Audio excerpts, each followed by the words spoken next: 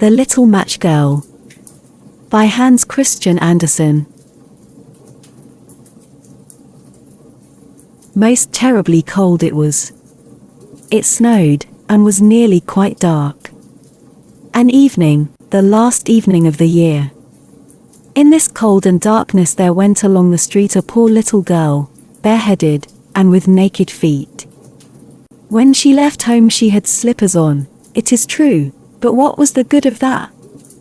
They were very large slippers, which her mother had hitherto worn, so large were they, and the poor little thing lost them as she scuffled away across the street, because of two carriages that rolled by dreadfully fast. One slipper was nowhere to be found, the other had been laid hold of by an urchin, and off he ran with it. He thought it would do capitally for a cradle when he some day or other should have children himself. So the little maiden walked on with her tiny naked feet, that were quite red and blue from cold.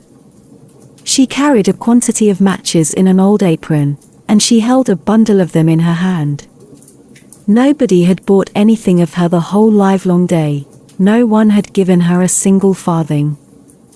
She crept along trembling with cold and hunger, a very picture of sorrow, the poor little thing. The flakes of snow covered her long fair hair, which fell in beautiful curls around her neck, but of that, of course, she never once now thought. From all the windows the candles were gleaming, and it smelt so deliciously of roast goose, for you know it was New Year's Eve, yes, of that she thought. In a corner formed by two houses, of which one advanced more than the other, she seated herself down and cowered together. Her little feet she had drawn close up to her, but she grew colder and colder, and to go home she did not venture, for she had not sold any matches and could not bring a farthing of money. From her father she would certainly get blows, and at home it was cold too, for above her she had only the roof, through which the wind whistled, even though the largest cracks were stopped up with straw and rags. Her little hands were almost numbed with cold. Oh! A match might afford her a world of comfort, if she only dared take a single one out of the bundle, draw it against the wall, and warm her fingers by it. She drew one out.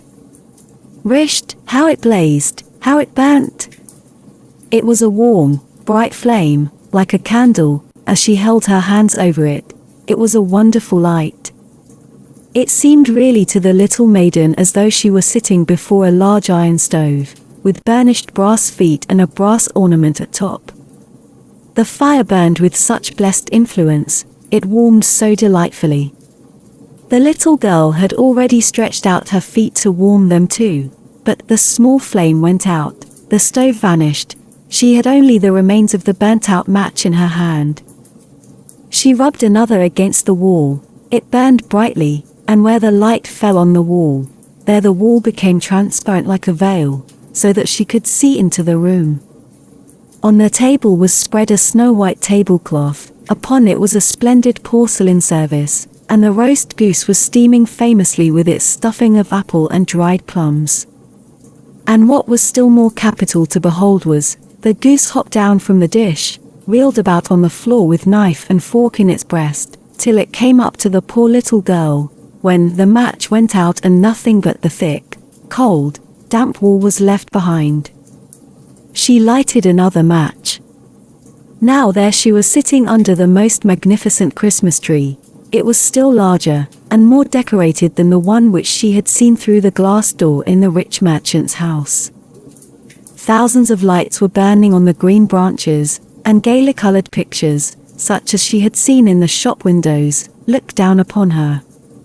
The little maiden stretched out her hands towards them when the match went out. The lights of the Christmas tree rose higher and higher. She saw them now as stars in heaven. One fell down and formed a long trail of fire. "Someone is just dead," said the little girl, for her old grandmother, the only person who had loved her, and who was now no more, had told her that when a star falls, a soul ascends to God. She drew another match against the wall. It was again light, and in the lustre there stood the old grandmother, so bright and radiant, so mild, and with such an expression of love. "Grandmother," cried the little one. "Oh, take me with you. You go away when the match burns out. You vanish like the warm stove, like the delicious roast goose, and like the magnificent Christmas tree." And she rubbed the whole bundle of matches quickly against the wall, for she wanted to be quite sure of keeping her grandmother near her. And the matches gave such a brilliant light that it was brighter than at noonday. Never formerly had the grandmother been so beautiful and so tall. She took the little maiden on her arm, and both flew in brightness and in joy so high, so very high, and then above was neither cold, nor hunger, nor anxiety, they were with God.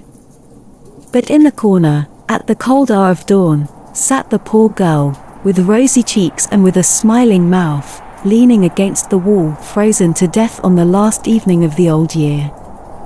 Stiff and stark sat the child there with her matches, of which one bundle had been burnt. She wanted to warm herself, people said.